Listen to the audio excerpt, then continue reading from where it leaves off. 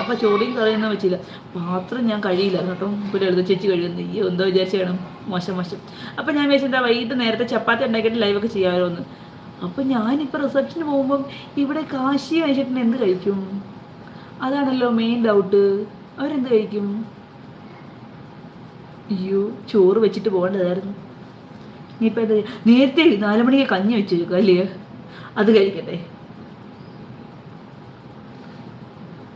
തീറ്റിപ്രതി ഒരു ലൈക്ക് പിന്നെ ഞാൻ വരാലോ. എന്തിനാ കടയിൽ പോന്നെ? എന്ത് കഴിക്കാനാ കടയിൽ പോന്നെ? വീട്ടിൽ ചായയും കടി കഴിക്കാനാ?